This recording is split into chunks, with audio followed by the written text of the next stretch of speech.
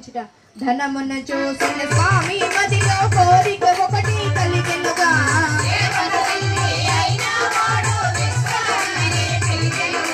సుందరమైన నగరము ఒకటి నిర్మించమని కోరెనుగా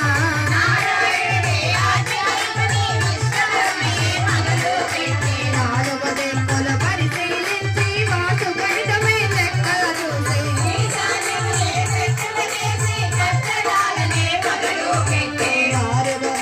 దారులు తీసి దారుల ప్రక్కలు వేడలు కట్టి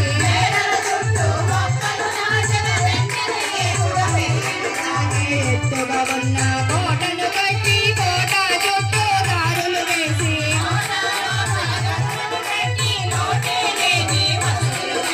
వెండి పూతల గోడలు కట్టి బంగారు పూతల గురుగులు కట్టి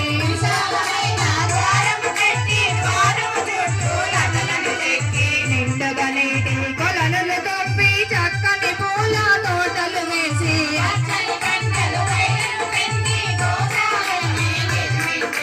దీపపు కాంతుల మెలమెల మెరయగ లక్ష్మీ కళతో వెలసిల్ల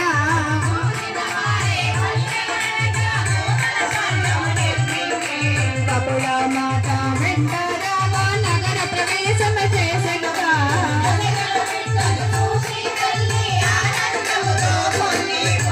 వెంకటేశుని చరితము వింటే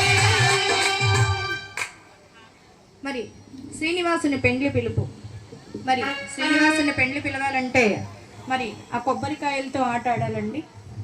కొబ్బరికాయలు ఉన్నాయి కదండి, మీ ఇద్దరికి మీ అమ్మాయిని మాకు ఇవ్వండి, మీ అమ్మాయిని మాకు ఇవ్వండి, మీ అబ్బాయిని మాకు అటొకటి ఇటొకటి రావాలి.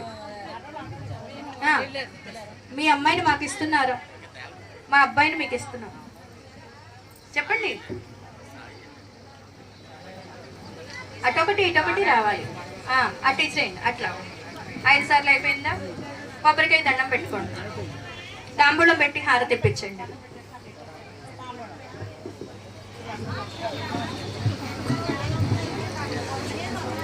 వెంకటేశుని చరితము వింటే పాపములన్నీ తొలగు కదా. 7 కొండలు ఎక్కినంతనే మనసే పరవశమయ్యు కదా. వెంకటేశుని చరితము వింటే శ్రీనివాసుని పెండ్లి పిలుపు. మరి వకుళ మాత వద్దకు చేరి శ్రీనివాసుడై ఇటులడిగి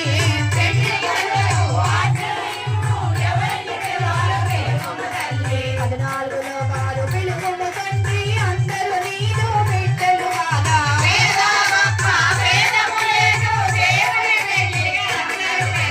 శ్రీనివాసుడే మనసులు కలవగ కరుమంతుడై అరుదెంచే